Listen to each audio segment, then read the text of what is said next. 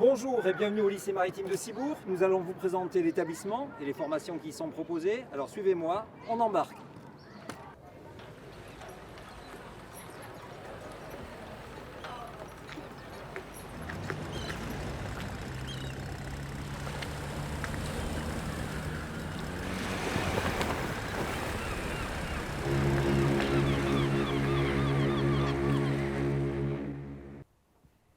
Et pour vous présenter tout cela, nous nous sommes installés dans la salle du simulateur de navigation du lycée maritime avec 3 élèves, 2 professeurs, Jimmy Lesgour-Glaser, professeur de navigation, Corentin Boulet, professeur de mécanique navale. Jimmy, on va commencer par planter le décor. Indiquez-nous où nous nous trouvons. Donc nous sommes dans le simulateur de navigation du lycée maritime de Cibourg, simulateur dans lequel les élèves viennent régulièrement tout au long de leur cursus pour se préparer à conduire un navire.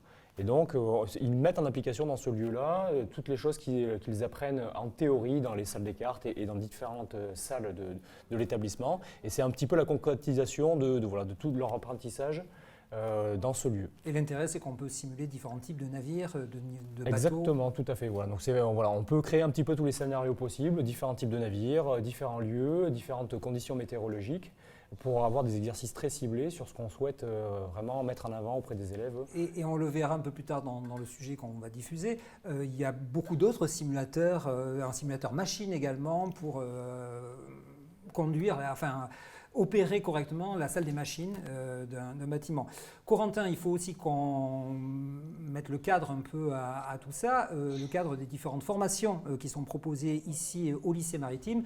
Tout commence après le collège. Oui, exactement. Comme vous pouvez le voir à l'image, après une 3e ou à partir de 15 ans, vous pouvez intégrer le CAP en 2 années. CAP maritime. Exactement, qui va vous permettre d'obtenir le premier niveau mécanique et le premier niveau pont. D'accord. C'est quel type de débouché, quel type de métier, de fonction qu'on exerce avec ce diplôme? Marin, tout simplement, matelot ou mécanicien 250 kW. D'accord. Donc il y a le CAP maritime, il y a aussi des cursus bac professionnel. Et là, ça commence avec une seconde, une classe de seconde. Tout à fait, une seconde de détermination. L'élève va pouvoir essayer les différents services pour se faire un avis et à partir de la première, faire un choix. D'accord. Partie pont, commerce ou pêche, partie machine, électromécanicien marine. Et donc parmi les choix qui se présentent, il y en a un qui mène au bac professionnel qu'on appelle EMM, électromécanicien marine. Tout à fait. D'accord. Ce cursus-là débouche sur quel type d'activité et quel type de fonction? Une formation de 750 kW mécanicien qui va permettre d'être un chef mécanicien à bord d'un navire équipé d'un moteur n'excédant pas 750 kW. D'accord. Ce qu'il faut dire, c'est qu'en plus du bac professionnel, sont aussi inclus dans la formation l'obtention, si on les réussit, de certifications professionnelles qui sont cruciales pour l'exercice de l'activité. Tout à fait. CFBS, certificat de formation de base à la sécurité, tout ce qui va être technique individuelle de survie, gestes, pour que le marin se protège et évolue correctement dans son milieu. D'accord. Donc un bac professionnel électromécanicien marine et un autre bac professionnel conduite et gestion des entreprises maritimes avec là 2 options, Jimmy. Oui, tout à fait. Donc une option commerce-plaisance dans laquelle les élèves s'orientent plutôt sur des embarquements au long cours, sur des navires de commerce ou éventuellement à la plaisance, donc plaisance professionnelle, donc au yachting. D'accord. Donc ça c'est le premier volet. Deuxième volet, c'est l'option pêche, dans lequel les élèves se destinent bien, plutôt à partir dans la filière pêche, sur différents types de navires de pêche. D'accord. Et comme on est dans le domaine maritime, entre toutes ces formations, il y a des passerelles, justement. Donc on va le voir après un CAP, après le CAP maritime, on peut rentrer directement en première, dans une des 2 filières de première professionnelle dont on a parlé. Tout à fait. Voilà. Et après un des bacs, on peut refaire l'autre cursus, que ce soit sur la partie pont ou sur la partie mécanique. Exactement. C'est quelque chose qui est assez fréquent? Ça se fait. La polyvalence est relativement demandée dans notre métier, être capable d'exercer au pont et à la machine en même temps. D'accord. Donc on a effectivement les 2 croisements, soit après le bac professionnel électromécanique marine, refaire un cursus en conduite et gestion des entreprises maritimes, ou l'inverse, et là aussi, quelles que soient les options. Voilà. Vous en savez maintenant un peu plus sur le cadre des formations qui sont ici proposées. On vous propose de découvrir plus directement le quotidien de ces formations.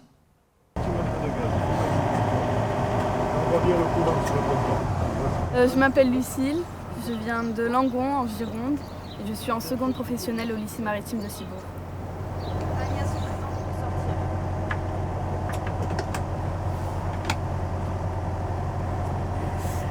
Depuis toute petite, j'ai toujours rêvé d'être pompier, sapeur-pompier principalement.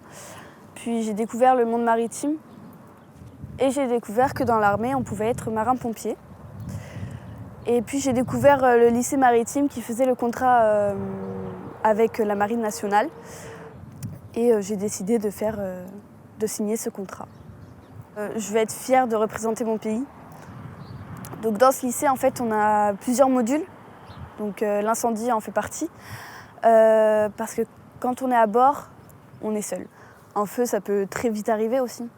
Avec, par exemple, en machine, les moteurs, il arrive quoi que ce soit, ça crée un incendie.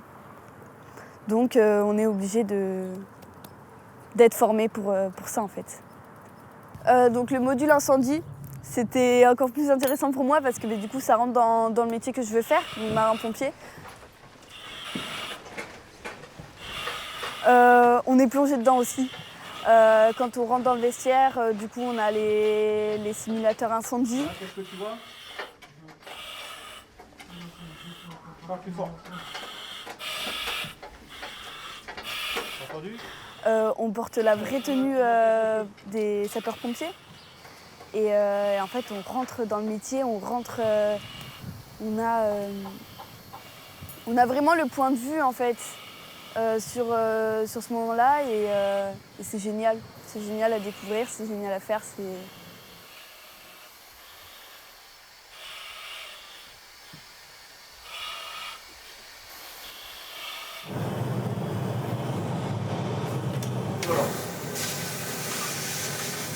Je suis Clément, élève de terminale au lycée maritime de Cibourg, bac professionnel, électromécanicien marine.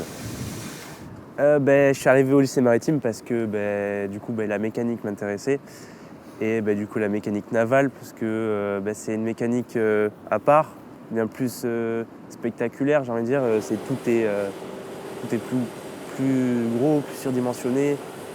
Il faut savoir tout faire parce qu'en fait quand on est marin, il n'y a pas une spécialité à chacun. Donc quand tu es mécano, il faut savoir tout faire. Donc si tu as un problème électrique, il faut savoir faire l'électricité. Si tu as un problème dans la mécanique, il faut savoir régler le problème mécanique. Je dépasse les fumées grises, je reviens en arrière pour les faire apparaître. On est pas mal. Ok. Maintenant, on baisse les lunettes. On va venir coller la barbe au dard.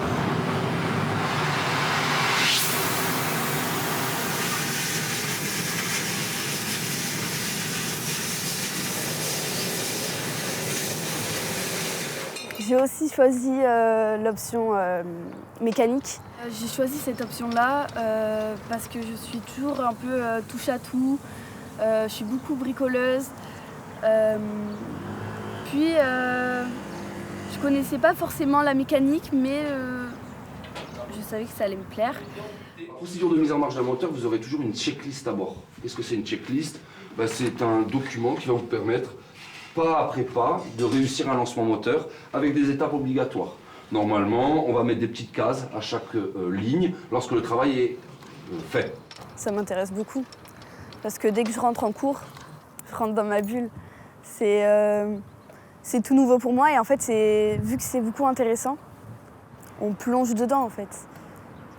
Par exemple, quand on a démarré le moteur Baudouin, en fait, pour moi, c'était incroyable parce que j'ai adoré ce moment. Puis, on en découvre de plus en plus quand on fait des TP, etc. Pas de l'hélice. Actuellement, on est à 0. Regardez l'hélice. Un maximum. Un maximum. On revient à 0. À 0. À 0. En arrière. Arrière. Arrière. Bonjour messieurs, donc la semaine dernière nous avons vu comment programmer l'automate industriel. Donc aujourd'hui nous allons procéder au raccordement.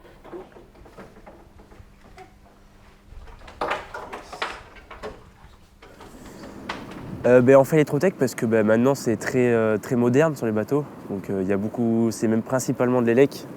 Donc faut savoir faut s'y connaître. C'est une matière très complexe, qui est très intéressante d'ailleurs. La plupart des problèmes qui viennent sur un bateau, c'est électronique, c'est l'électricité. Donc faut savoir se débrouiller sur le bateau et savoir manipuler l'électricité, quoi.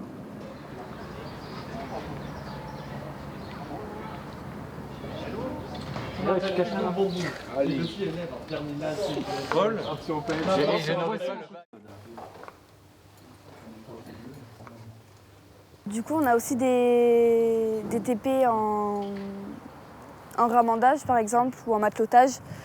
Donc du coup, tout ce qui est nœud, filet de pêche et tout. Je m'appelle Hugo, je viens d'Arcachon et je suis élève au lycée maritime de Cibourg en bac pro conduite et gestion d'une entreprise maritime option pêche. J'ai choisi cette formation parce que depuis tout petit, j'adore l'océan, je suis dans la pêche à fond. Mes parents pas du tout, mais c'est grâce à un ami de mes parents qui m'a amené à la pêche pour la première fois. Et depuis cette fois, j'ai adoré, j'ai voulu continuer dans cette vocation après la troisième. En ramandage, on vient de travailler sur un chalut. Un chalut, c'est un grand filet qu'on vient de tracter au fond de l'eau, derrière notre bateau. Et des fois, il vient à se déchirer. Donc en ramandage, on apprend à réparer notre chalut et constituer différentes pièces qui constituent notre chalut. On va disposer le circuit d'air de lancement. Ah, attends. Oui. Faut qu'ils mettent la bouteille numéro 2 vers les DG1 et DG2. La bouteille numéro 2 vers les DG1, DG2. Ouais. Et, Okay. après, ce que vous faites, c'est disposer le DG1 et le DG2. Ok, pas de souci. Mais en fait, simulateur machine, c'est un peu la représentation d'un PC machine sur un bateau. Et donc en fait, ça apprend à faire toutes les manipulations de mise en fonction. Et en fait, tu apprends à gérer une équipe et à gérer aussi depuis un ordinateur ou quelque chose comme ça, de mettre en service un moteur, une chaudière et apprendre à mettre réellement ses connaissances en œuvre. Je trouve ça hyper prenant. Ouais, tu te crois dedans, genre t'es là, t'es à fond. C'est très représentatif. Sur les 3 ans, on apprend différents types de navigation. En seconde, on vient de naviguer sur le bateau-école du lycée maritime. En première, on commence à attaquer sérieusement la carte. Donc on vient apprendre à se servir d'une carte marine.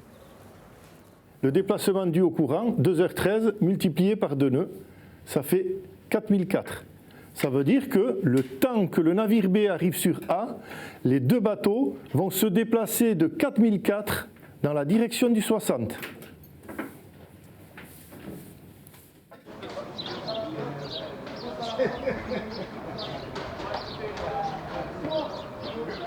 Donc au cours de cette séance de simulateur, ce que je vais vous demander, c'est d'amener un porte-container de 1600 containers dans le port de Liverpool.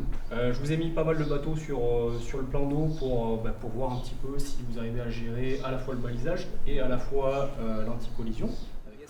Le simulateur de navigation, il sert à nous exercer sur des navires plus gros que le bateau-école. Donc, par exemple, on vient travailler sur des chalutiers de 20-25 mètres. On peut conduire des pétroliers de 80 mètres, même un peu plus, jusqu'au maximum d'un gros navire de 400 mètres. L'intérêt du simulateur de navigation, ça permet de nous faire travailler autrement que sur le bateau-école, donc de différents navires et dans différentes conditions. Donc, on peut travailler par beau temps, en mauvais temps, de nuit comme de jour.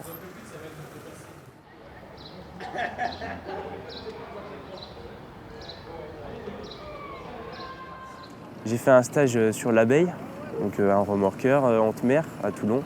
Et en fait, j'ai fait 1 mois de stage là-bas. Donc j'ai vu des choses assez intéressantes. J'ai travaillé avec des sous-marins, j'ai vu le Charles de Gaulle de près, j'ai vu beaucoup de choses dans ce genre-là. Après, j'ai appris aussi à mettre une machine en œuvre, donc comme dans le simu en fait, mais là pour le coup c'était en stage, donc c'était vraiment vrai, c'était réel. Et ouais, j'ai appris à travailler sur un bateau, quoi. J'ai bien aimé les 2 stages que j'ai faits. Mon premier stage, je suis parti sur un chalutier de 15 mètres, un chalutier d'Arcachon. Mon deuxième stage, je l'ai fait sur un bateau à Saint-Jean-de-Luz, un navire qui part à la journée, pêcher le thon rouge. Après mon bac pro, je pars sur le bateau de Saint-Jean-de-Luz, faire la campagne avec eux. J'envisage toujours de garder mon option mécanique parce que du coup je suis tombée amoureuse de cette option-là. Puis suivre mon contrat avec la Marine nationale en faisant une préparation militaire, donc qui est sur Bordeaux. Puis poursuivre mon rêve d'être marin-pompier. Être mécanicien dans le monde du maritime, d'abord c'est manuel et il faut être très logique parce que c'est beaucoup de réflexion. Donc avant de faire une intervention sur un moteur, il faut d'abord réfléchir à ce qu'on va faire. Il faut savoir ce qui s'est passé avant, donc regarder sur l'ordinateur ce qui s'est passé avant, s'il y a une chute de pression, s'il y a un versement d'eau. Et en fait, on fait toute une suite logique avant d'intervenir dessus. Souvent, les gens ils pensent en fait que dans ce corps de métier, les filles elles sont masculines, elles sont différentes, alors que pas du tout. En fait, on est juste nous-mêmes. J'ai voulu faire cette formation parce que j'aimerais bien être patron pêcheur, avoir mon propre navire, idéalement dans cette zone, donc dans le sud-ouest, la plus belle région de France. Voilà, on vient de découvrir plusieurs aspects de la formation et du quotidien de la formation, mais pas tous les aspects. On est là avec 3 élèves, Hugo, Paul, Mathieu. Vous, justement, vous étiez ces 2 derniers jours sur un autre aspect de formation, la formation aux techniques de survie, Hugo. Oui, tout à fait. C'est un entraînement qui nous permet d'évacuer le navire avec des passagers dans toute sécurité. C'est grâce à ça qu'on apprend plus tard, si ça nous arrive à cause d'une voie d'eau ou d'un incendie, de pouvoir évacuer le navire. D'accord, donc il s'agit effectivement de bateaux de commerce, bateaux de pêche également. Et donc ça n'a pas eu lieu ici, mais à Passares. Pourquoi ? Passares, je précise. Donc à quelques dizaines de kilomètres, de l'autre côté de la frontière, port basque et espagnol. Et donc pourquoi, Paul ? Ouais, ça a été fait là-bas parce que c'est l'un des ports les plus près qui sont équipés de ces équipements d'entraînement. Parce que vous avez utilisé des équipements de survie assez spécifiques. Oui, 4 en particulier. Donc un canot de secours, un radeau de survie et 2 embarcations de sauvetage.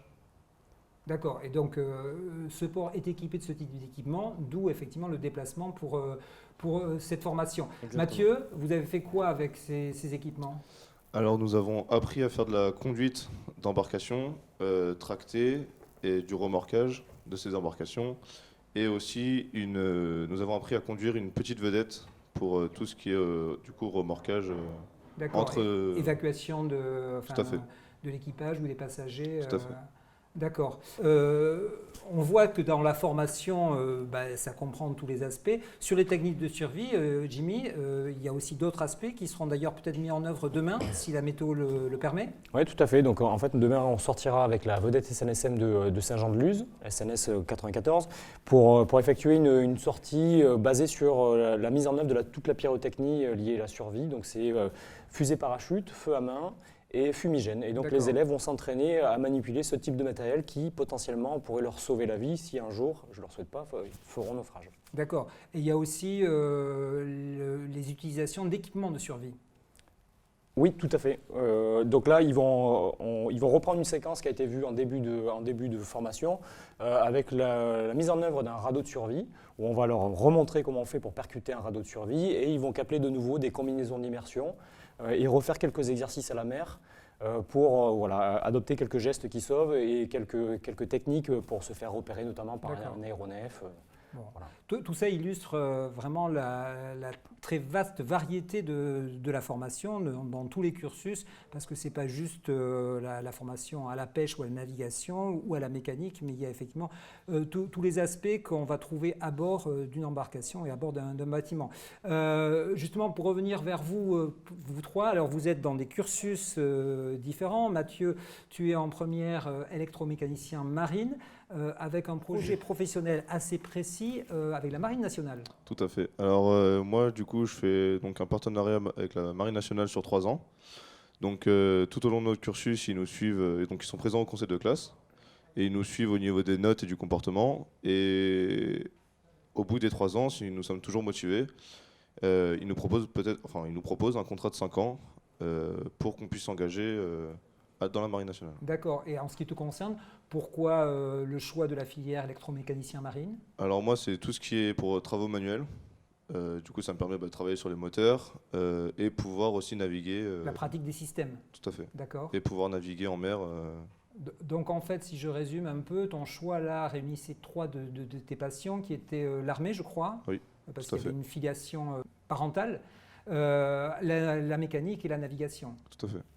Alors, en ce qui concerne Paul, il y a un autre projet professionnel, parce que toi, depuis petit, ton intérêt, c'est la pêche. Oui, exactement. C'est la pêche depuis que je suis assez jeune. J'ai été amené par un ami de la famille à pêcher professionnellement le saumon sur l'Adour. D'accord. Et suite à ça, pour mon stage de 3e, je suis parti en mer sur un bateau de pêche. Et après, ça a été une évidence de venir ici. D'intégrer la formation Ouais. et l'option pêche dans le bac professionnel. Tes 2 stages là, tu les as faits sur des bateaux de pêche? Oui, exactement, sur Cap-Breton, 2 bateaux de pêche différents. D'accord, avec des techniques de pêche différentes. Avec des techniques de pêche différentes. Et ton envie professionnelle plus tard, c'est quoi? Ça serait partir pêcher sur des gros bateaux qui partent longtemps, dans l'océan Indien particulièrement. Ouais. D'accord. Quel type de pêche? Quel Ça poisson? serait sur un thonier seineur, donc c'est la pêche du thon. La pêche du thon. D'accord, donc là c'est ton envie, ça montre aussi, et c'est assez logique, les métiers du maritime, ça permet de voyager. Autre type de déplacement et d'autres types de projets, Hugo. Toi, ton cursus est un peu particulier parce qu'avant d'intégrer le lycée maritime, tu avais déjà un baccalauréat. C'est ça, j'avais déjà un baccalauréat STMG, Sciences Technologiques du Management. D'accord, donc dans Et de la un gestion. baccalauréat technologique, mais dans un autre domaine. Oui, c'est ça, tout à fait. Et donc, qu'est-ce qui s'est passé et comment tu te retrouves, avec quelle envie ici en filière d'option commerce du baccalauréat conduite et gestion des entreprises maritimes? Alors moi, c'est très simple, j'ai fait beaucoup de voyages avec ma famille. Et à chaque fois qu'on faisait un voyage dans les îles et même au Mexique, on prenait toujours un bateau de tourisme pour faire le tour par exemple d'une île ou même aller plonger avec des bouteilles de D'accord, de donc plongée. là c'est de la navigation de plaisance. Oui, voilà, tout à fait. Et du coup, c'est ça qui m'a permis d'aimer et de vouloir faire ce métier, et particulièrement en commerce, pour pouvoir partager avec d'autres personnes ce que je peux apprendre sur les îles auxquelles je vais travailler. D'accord, et donc ton envie professionnelle, ce sur quoi tu te projettes, c'est ça, c'est la navigation de plaisance avec des touristes, des vacanciers à accompagner sur les îles des Antilles par exemple? Oui, voilà, comme les îles des Antilles ou même au Mexique pour des plongées sous-marines ou quelque chose d'autre. D'accord, et tout ça qui nécessite aussi cette formation donc au métier de la mer. Ben, voilà, trois centres d'intérêt, 3 passions différentes. Jimmy et Corentin, qu'est-ce qu'on peut dire sur les débouchés à la suite de tous les cursus dont on a parlé ici au lycée maritime? Quelles sont peut-être parfois les idées reçues que les gens ont sur les métiers de la mer, peut-être parfois vraies, peut-être parfois erronées? Un des gros avantages, c'est qu'un élève motivé va trouver du travail à la sortie. D'accord, il y a du travail. Effectivement, tout à fait. D'accord. L'un des gros avantages va être le voyage, en premier lieu. Ça, Le deuxième, on l'a vu déjà un peu, il y a véritablement ce projet qui est au cœur des envies professionnelles. le deuxième va être les avantages salariales. On parle de salaires conséquents, forcément, comme on parle loin de chez soi pendant un long moment. Donc ça, il faut le savoir, dans les métiers de la mer, les salaires sont peut-être plus conséquents que ce qu'on imagine quand on n'est pas confronté à ça? C'est un état de fait. D'accord, donc effectivement, les rémunérations sont en conséquence par rapport aux contraintes qui existent. Tout à fait. Parce qu'il existe des contraintes quand même. Quand vous partez plus de 2 mois loin de chez vous, on peut appeler ça une contrainte. D'accord. Dans les différentes filières, pêche, commerce, etc., il y a des secteurs, des parties qui sont en plus fort développement actuellement? Tous les secteurs recrutent, hein, au final. C'est vrai que les emplois maritimes sont des emplois qui sont pourvoyeurs, voilà, d'emplois, et les jeunes qui s'engagent dans la filière maritime sont sûrs de trouver de l'emploi à la sortie. Et ce qui est intéressant, c'est qu'ils peuvent ensuite basculer d'une option à l'autre. C'est-à-dire qu'un jeune qui peut très bien naviguer quelques années à la pêche peut très bien partir au commerce ou à la plaisance au bout d'un certain temps, parce qu'il a envie de changer un petit peu d'univers. Donc voilà, il y a pas mal de ponts entre les différents secteurs d'emploi. Ça, c'est un gros avantage. Paul, je croyais que justement tu as comme projet le fait de refaire le cursus en électromécanicien marine pour augmenter ton panel de compétences. Oui, c'est ça. Donc là, je suis en train de finaliser mon bac pêche. J'ai pour projet de l'année prochaine revenir en EMM pour pouvoir avoir la polyvalence. Donc c'est vraiment un gros avantage sur un navire, la polyvalence.